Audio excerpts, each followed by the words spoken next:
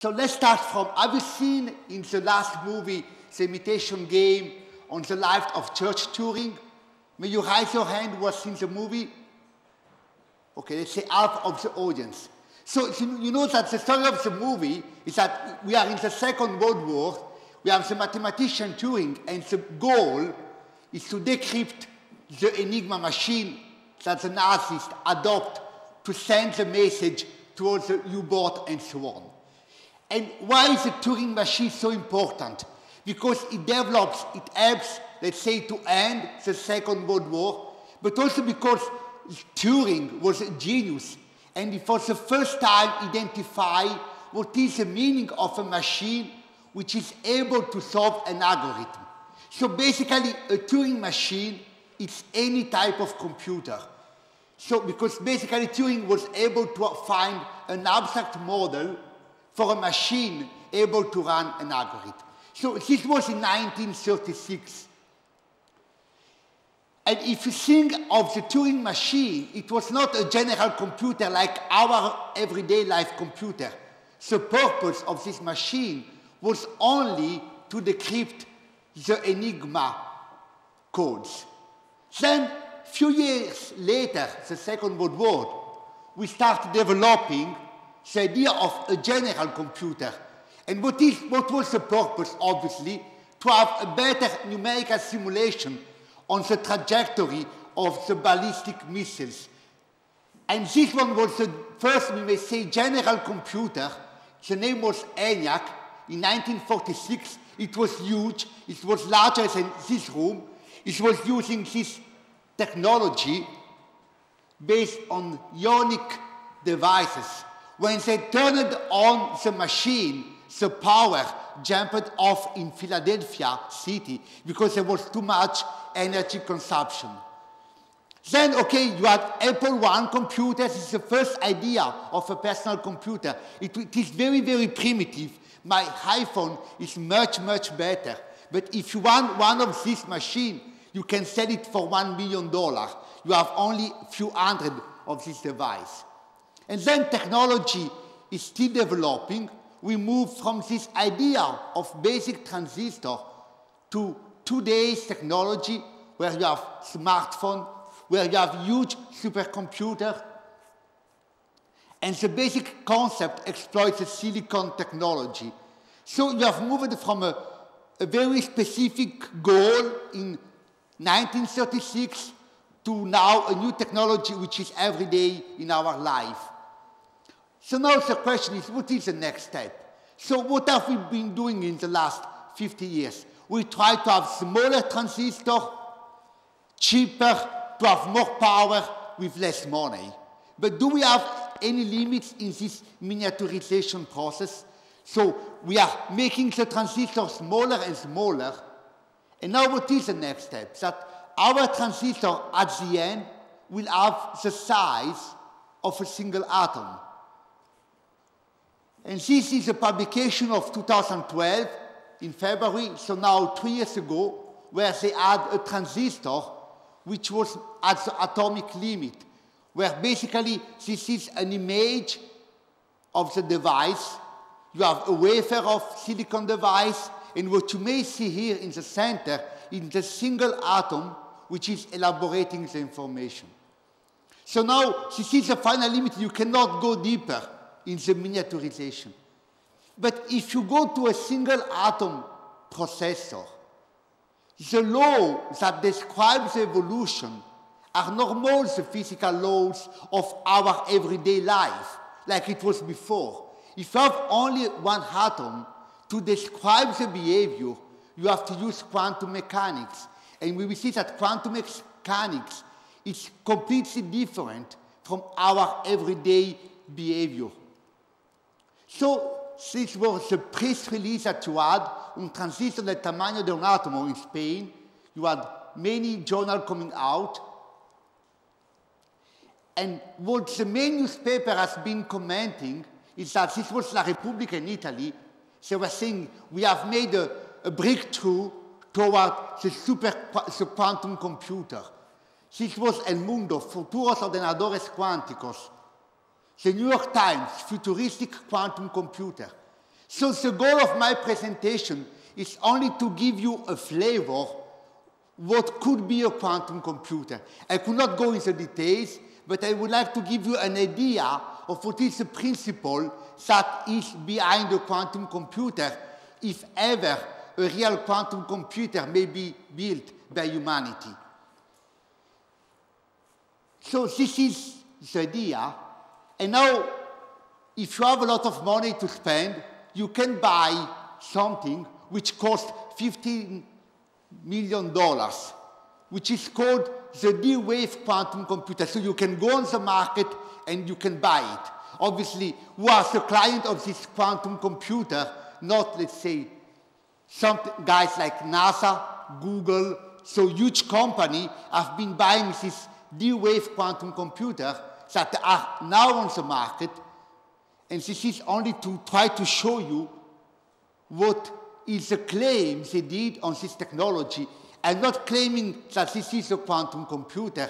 I'm claiming that they are selling it as a quantum computer, but we will try to have a quite skeptical approach on their claim.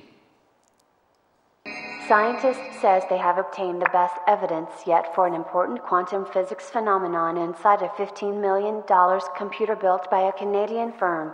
D-Wave claims it has built the first practical quantum computer, a type of machine that could solve complex problems faster than is possible today.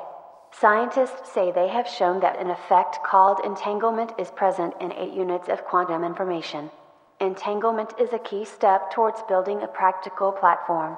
The results have just been published in the peer-reviewed journal Physical Review. So what are the words that we should keep in mind? The word quantum computer and the word entanglement that we will see later.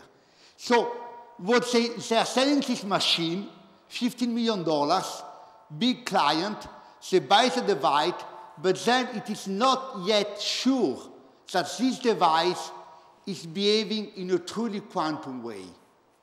And it's not even sure that if this device is even better than my MacBook Pro, which is there. But what is very interesting that this shows that the technology is changing and that new effects are coming up. So what I would like now, this was the introduction, we will move a step forward from what you know, and we will try to have an idea of what does this quantum computing means and what is this entanglement feature. So now forget about this introduction. We move back to the physics that you know in the high school. So what is the physics that you know in your background? You have been studying the so-called classical physics. You know about Newton's law, about the gravitational law. You know that you have particle, which made matters. And on the other side, you have the waves, which is acoustic wave. You know electromagnetic fields, which are also waves. And this was the physics of the last centuries. So this is a movie which shows, let's say, we can use as an highlight of what is classical physics. It's the systems that you can describe easily, that you can measure, you can get all the information on your systems. You have the law that describes how it behaves, and you can predict easily what's going on. You can get all the information on the systems, know all the evolution, and you clearly know at the end who's going to lose and who's going to win. It's always the same loser, the coyote. So now the idea is, this is our perception. We know everything on the system. And this was the kinematics of the bodies. Then you also know the electromagnetism. You know Maxwell's equation. You know that light is made of waves that propagate in the vacuum. And that's the world picture that we had, let's say now, 120 years ago. And now we go at the beginning of the last centuries, where we had the so-called crisis of the classical physics. Why we have a crisis? Because we start having some experiment that we cannot explain with our laws that we have developed. You saw before that new problems are coming up, like dark matter and so on. In this century, the problem was that we had huge problem to understand the stability of an atom, we could not explain properly very simple interaction process like light exciting the materials and extracting electrons from the materials. And as a way to explain all these observed phenomena, quantum mechanics comes out. And that's the key part of quantum mechanics. That basically you will have two different frameworks. One framework is the macroscopic world, the world in which we behave, which is explained by classical physics. But then when you move to the microscopic world, the world of particles, electrons, gluons, and so on, quantum physics is describing their behavior. And they say that we can start saying, let's try to see in a few words what is quantum mechanics. In the first very quite naive way, we may say that the energy, as the same as material, is a discontinuous nature and it is formed by elementary quantity. So we have that all the process of interaction between bodies, the force field, are quantized. So we have building blocks that we have seen in the previous talks. You have electrons, but you also have photons and so on. And today we are more interested in the photons. What are the photons? They are the basic quantum of energy of the electromagnetic field. So you know that electromagnetic field, the waves can go to the X-ray up to the microwave fields. What we call the visible range is the light that our eye can see with the following spectra. And then what we can, let's say, very easily say that the energy of a single photon is the Planck constant that you have seen again previously times the frequency. And it is the frequency of light which determines the color of the waves you see. So it is a very simple relation. Light is made out of particles. But then what we are going to see now is that there is something much strange in the behavior of quantum mechanics. And let's say the word description of quantum mechanics has been derived in something like 10 years. This is a very famous picture of a conference in Solvay, where you had something like, in this picture, more than a dozen of Nobel Prize winners. You have Planck, Einstein, Planck of the constant, Schrödinger, that we will see now, Bohr, Pauli, Heisenberg, and so on. So let me now try to give you a very short flavor of what is the strangeness of quantum mechanics. So you know clearly very well the first principle of dynamics. You have the force acting on the system, you have an acceleration, and you have a mass, which is a characteristic of the particle you are considering. So this is the equation of the motion of your particle. And now if you go in the quantum domain, what you will obtain is the Schrödinger equation. So the Schrödinger equation is the key piece of our everyday life in the lab. So what we have here is that we have this h bar, which means the Planck constant divided by 2 pi, and this constant appears in the equation. You have the Hamiltonian. So Hamiltonian is there. It's a mathematical operator which describes the system that we are considering. That can be, for instance, one atom made by protons and one electron. And then you have the wave function. And this is what we are interested to see. What is the wave function? The wave function is something that we adopt to describe the behavior of a quantum system. So to have an idea of what is a wave function, we will try to consider the most simple experiment that we can do with a single particle. So we will start by considering the phenomenon of interference. So you know what is interference in the classical domain. Interference is very interesting because according to the Nobel Prize Richard Feynman, interference is at the heart of quantum mechanics, and basically it contains the only mystery of quantum mechanics. So let me show you. You know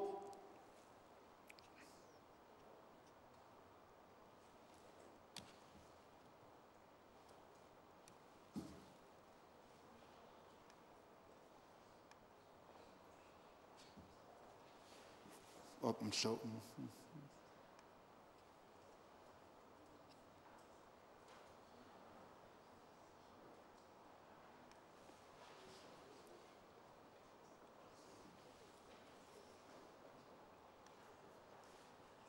Okay, that's a typical interference that you can see in the classical domain. You have some water, you move two balls in the water, each ball which is moving creates a wave, then you combine the two waves, and then what you get is constructive interference and destructive interference. And this is what you observe. This is very well known in the classical domain. You can see interference with acoustic wave, with mechanical wave in the water, or you can also observe interference between optical wave. Now,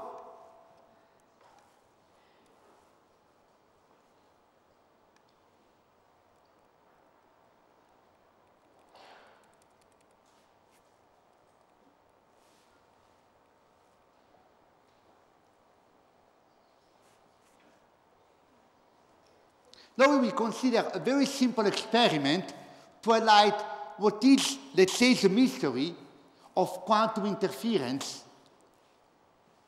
of a single particle. So let's consider a very simple experiment that you may already have seen. You have a source. This source may generate 1 photon per time, for instance, or it could be 1 electron per time. Then you have a wall. The wall has 2 holes here, A and B, and then at the end you have a screen. Then you generate the particle, and you try to measure where the particles are going on the final screen. So you first do an experiment where you have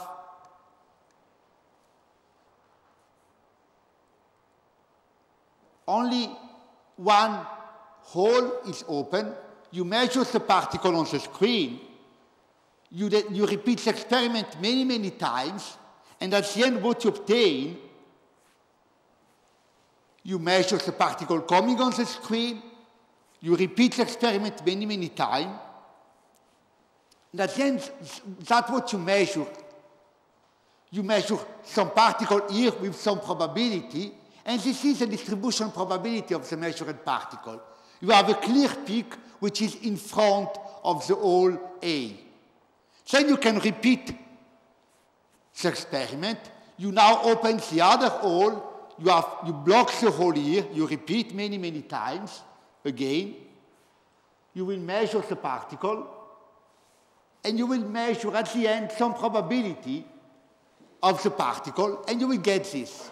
And now the question is, what happens if you have the 2 holes which are simultaneously open?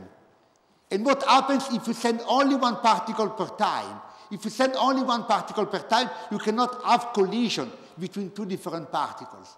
So what you would expect, that if the particle comes from the hole A, you will measure the particle here. If the particle comes from the hole B, you will measure the particle here. And this is what you will expect according to your everyday experience. But if you go in the quantum domain and you do the same type of experiment, what you measure at the end, that's the classical behavior. If you do an experiment in the quantum domain, you will have a kind of interference of the particle with itself, and what you measure is the following. You don't have 2 peaks, you have many peaks which arise as a consequence of the interference of the particle. And now the question is, where is the particle going to? Is the particle coming from the first hole or from the second hole? And what is your answer? So you will say both.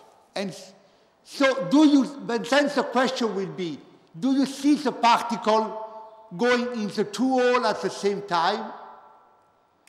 So that's quantum interference. What we will say is it is as if the photons follow the two paths at the same time.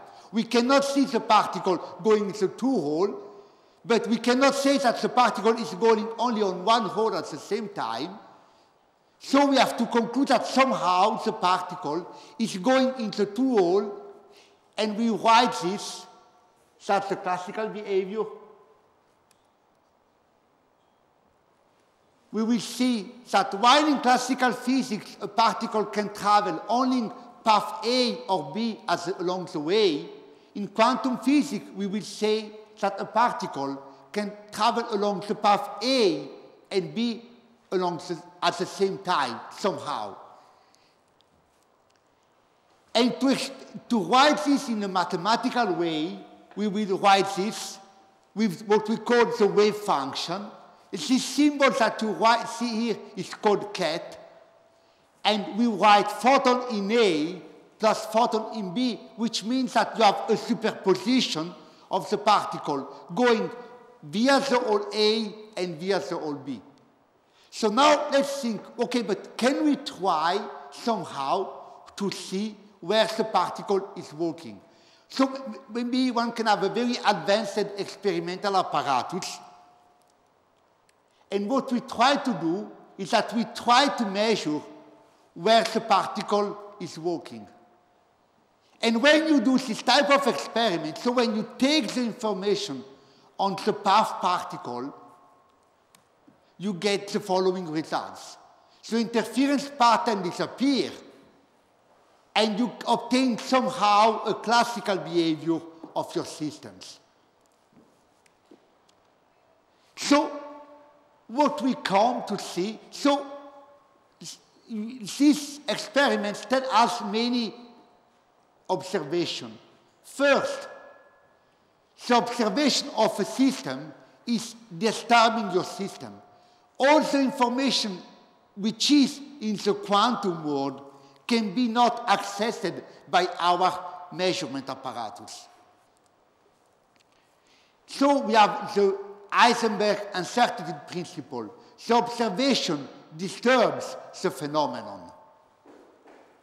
And then one can use a claim, it from bit, which was made by John Wheeler. It's the same physicist that, let's say, gives the name of black hole to black hole.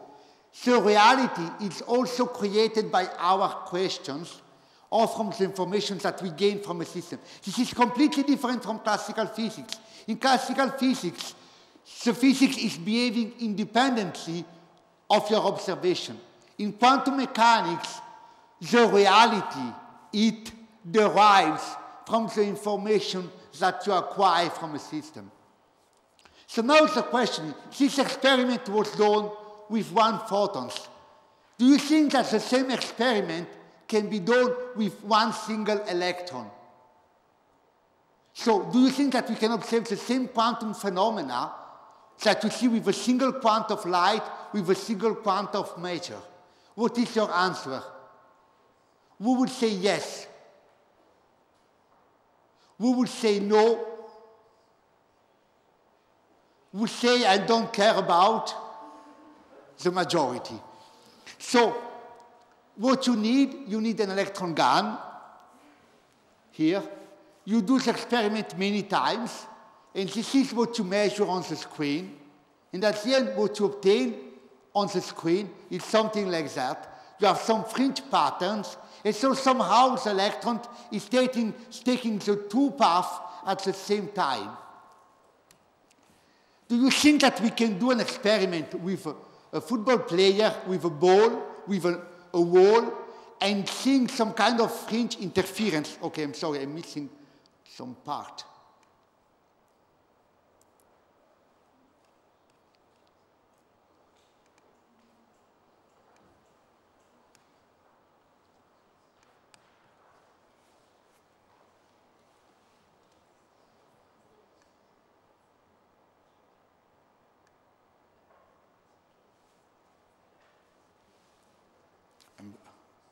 I have some.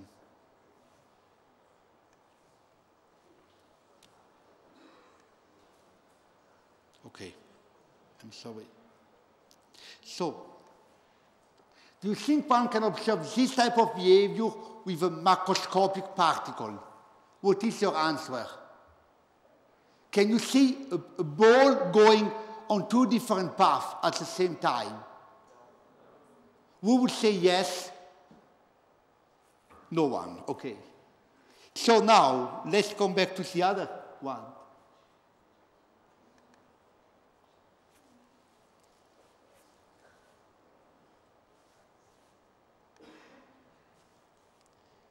I'm sorry, I'm fighting with my old computer.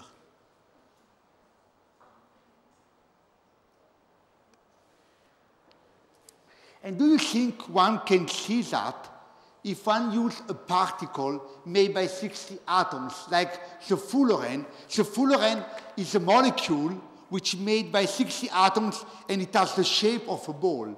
Do you think one can observe quantum interference with a very large molecule? Your answer is yes or no.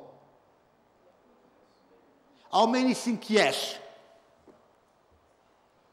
How many think no? Okay, the answer is yes. This experiment was done in 2001. So obviously you cannot do this in your home. You need some quite complex apparatus. You need an oven that generates this large molecule. You need some diffraction grating, some appropriate measurement apparatus. And what they could observe that even with this large system, if you do an experiment in a proper way, you can still start observing quantum phenomena. And what is now, that's a fullerene, okay? And then you can start, okay, let's make it bigger. So they try to use this very large molecule, which have 430 atoms. And this paper is from 2011. You see the title of the paper, Quantum Interference of Large Organic Molecules. So they have been able to make this device larger and larger, and still they have been observing a matter behaving like if it was a wave. So we have a question. Where is the boundary between the macroscopic world and the microscopic world? So clearly, we know, one electron is microscopic. We don't care, we only see in the lab. We are huge, we are classical physics. But do we have a boundary between these two worlds? And how can we explain that we are made of atoms?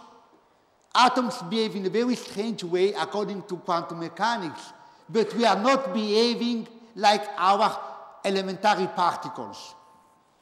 And so you may know the paradox that was thought by Schrödinger. The idea of Schrödinger was, okay, we will have a quantum object, single atoms. These single atoms can emit one photons. So it's a quantum system, so you can have the atoms in a state which is a superposition of having emitted a photon and the state of having not emitted a photons. If it emits a photons, the photon is detected by detectors, then the detectors create a click, the click is going there, so this is breaking a glass bottle with a poison, and the poison is killing a cat.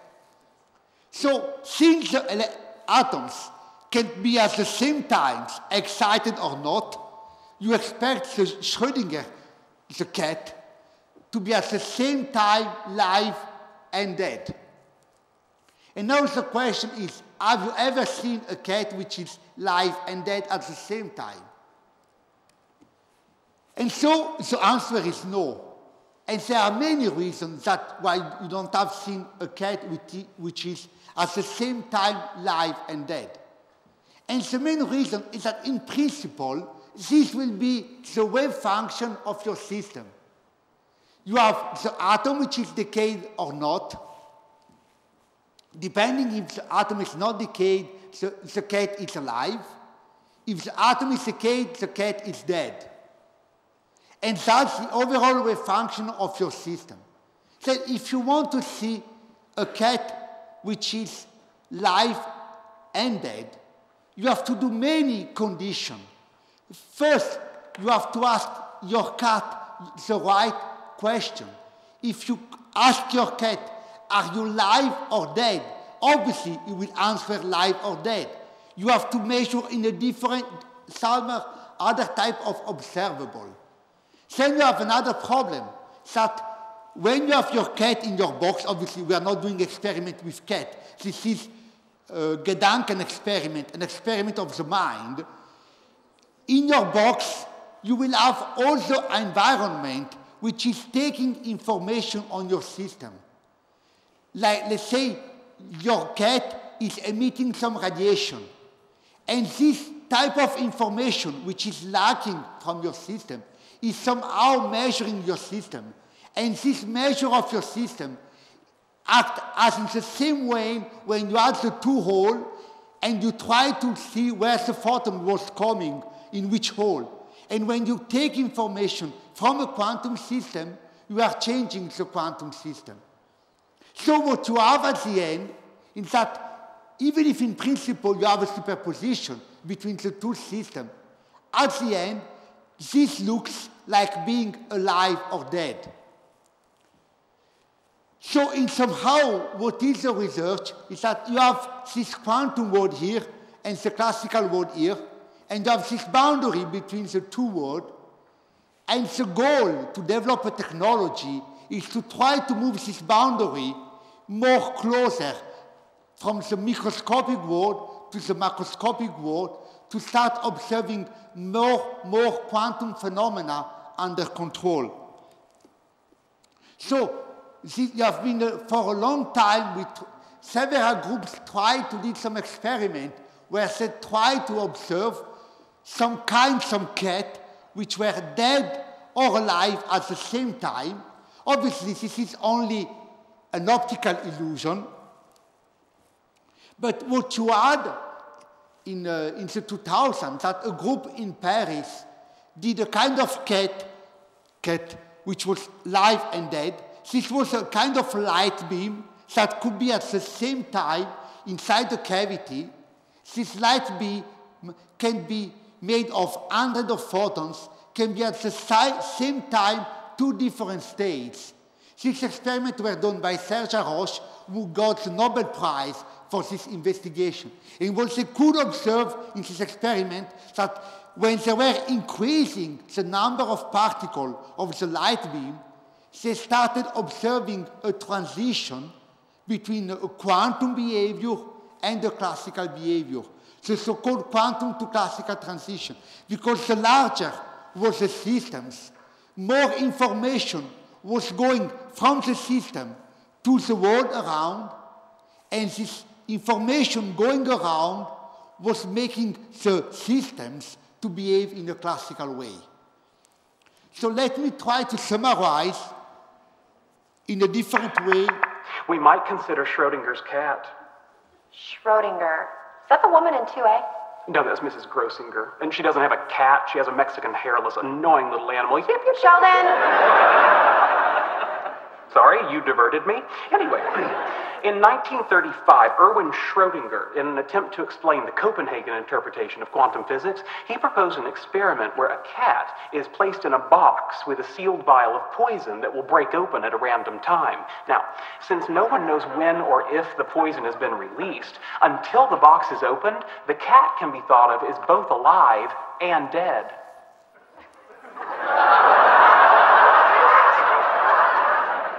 I'm sorry, I don't get the point. Well, of course you don't get it. I haven't made it yet.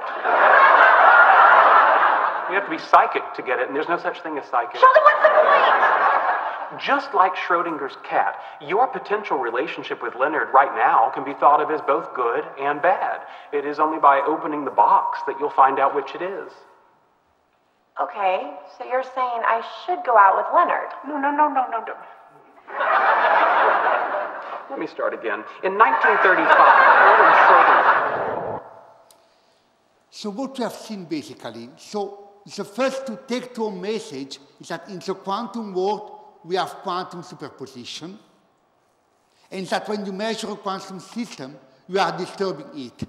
The larger is getting your system, more lack of information you have, and more your systems will try to behave from being quantum to a classical behavior. So now what is the idea of quantum information? We now can come back to the initial point that we're starting from. The idea of quantum information is to try to combine together the theory of information and quantum mechanics. And the idea is to have fundamental physics research, but also try to develop a technology that tries to fully exploit the power of quantumness. So we know that classical information theory, like in this picture of the Matrix movie, is made by bits that can be 0 or 1. Obviously, what is the idea of quantum information?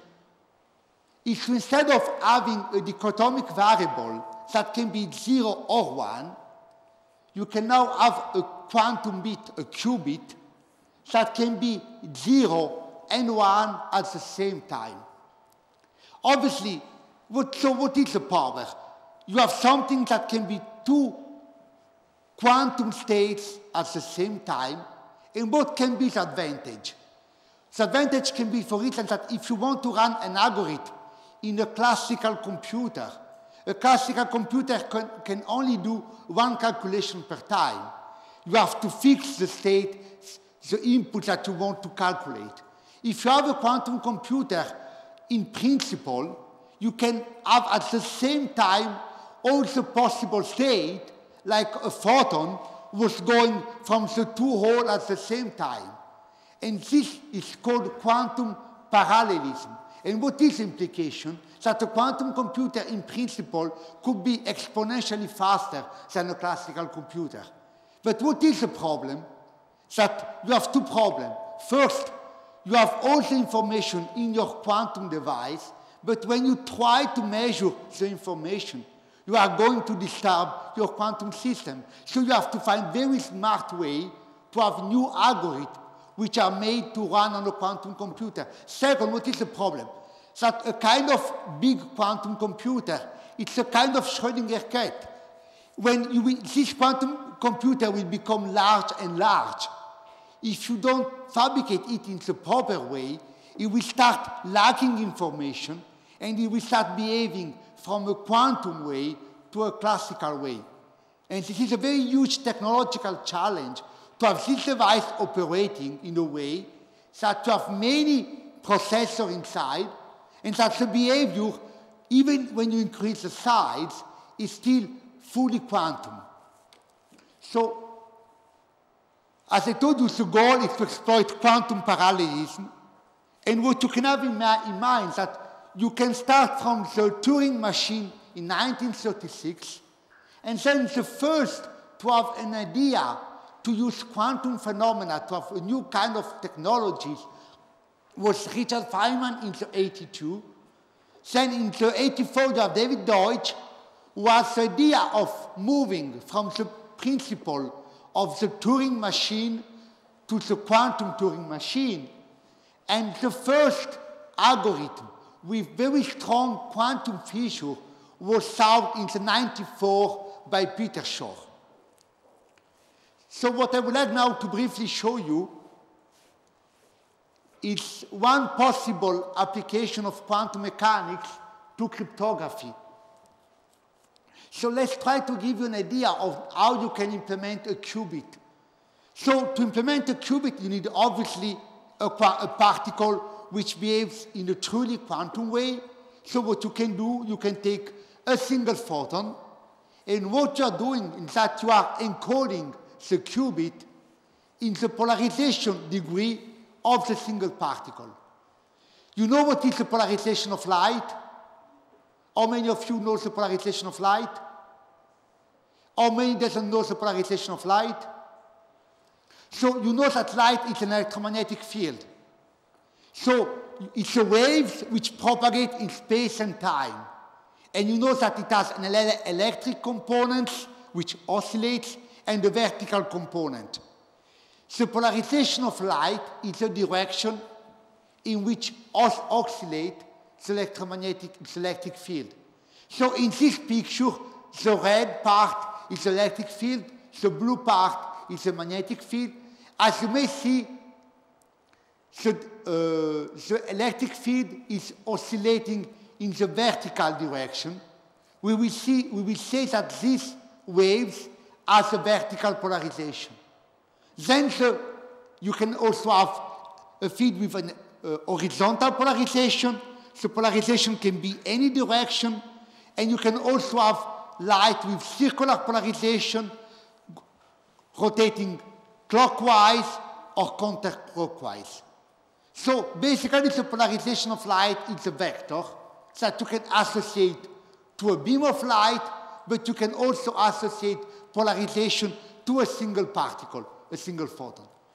So what you need to have a qubit, you only need to have one photon. You write the information in the polarization of the single photon, and then you will have to measure one single photon per time.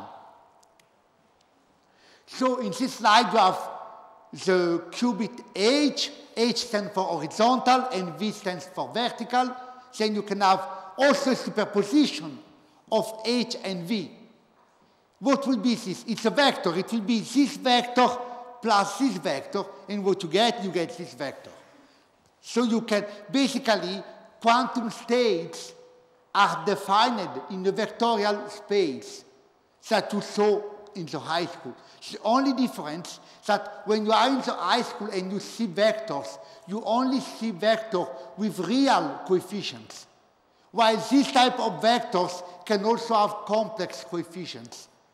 So if you take, for instance, H plus EV, you get a circular polarization. So what is a first application of quantum information is cryptography. So we already saw cryptography at the beginning of my talk with the Enigma machine. What is cryptography? It's a science of sending encrypted message. It was developed a long time ago, from Caesar time to the Middle Age, to the Second World War with the Enigma machine, to the internet. When you send some message online, it can be encrypted and decrypted. And what is the problem with cryptography is basically you have two partners, Alice and Bob, a sender, a receiver, and Alice wants to send a message to Bob. And there is a spy that would like to take the information. And to do that, you will have to encrypt and decrypt the message. And to this purpose, you need some key which is known only to Alice and to Bob. So what is the goal of cryptography basically is to develop a way to distribute the key between Alice and Bob, and some way to have some algorithm to encrypt the message and decrypt the message. And that's where quantum mechanics come in the game. In the 1984, you have some scientists from IBM that developed a protocol where Alice sent to Bob a single qubit per time, one photon, via an optical fiber. Alice sends a photon to Bob. And since you know that in quantum mechanics, if you have some spy which try to take an information from the sent qubit, in quantum mechanics, each time you measure a quantum system, you disturb the quantum system. There is no way to take information without disturbing a system. So you can imagine a protocol where if you have a spy coming in the game, and the spy takes information, each time she takes information, she will add a noise in the communication. So what you can have a quantum cryptography. You can go on the market and buy a quantum cryptography system for, let's say, 100,000 euro. You have a way where the security of the communication is guaranteed not by some mathematical assumption, but by quantum mechanics. So if you trust in quantum mechanics, the key that Alice sends to Bob is safe, and there is no way to decrypt the system. And so in this case, what to exploit, you are exploiting quantum rules to introduce new protocols in your technologies. So this is a technology based for quantum cryptography, but then you can have, let's say, other type of strange application. So I only have a few minutes left, so I want only briefly to comment on what is the key feature of quantum mechanics, which is the so-called entanglement. So I already told you that this is a wave function, photon in A plus photon in B. And now I can ask you a question. What is the wave function? The wave function is only a mathematical formalism that we adopt to describe how the dynamics of physics. This means that the wave function is epistemology, it's only a discussions on the knowledge, it's only a mathematics, or the wave function is something more. It's really the reality. It's everything that you can say on the world is the wave function. In this case, we will say that the wave function is the ontology. It's an ontological essence. It's everything that you can say on the world. This is still, if you want, an open question somehow. You have some experiments that have been trying to answer this question in the last few years. But one, let's say, of the most counterintuitive aspect of quantum mechanics is what we call entanglement. So Einstein did not like quantum mechanics because he said God does not play dice. He could not accept that somehow you are not able in quantum mechanics to predict everything on your systems. So in 1935, he published a paper, and the aim of his paper was somehow to show that quantum mechanics was a theory that was not complete. Let's say that this theory should be completed by some other theory. This is a paper from New York Times that says Einstein attacks quantum theory. And the idea was the following. Einstein and the co-workers, Podolsky and Rosen, found that if quantum mechanics was right, you can have some very strange state of two particles that you can call entangled state. Entangled means that the two states are completely interconnected. Okay. So these states are very counterintuitive. So I must close now because it seems that the lunch is closing. So I have to move to the conclusion. I'm sorry, but... And I have to thank you for your attention, and your questions are welcome. Thank you.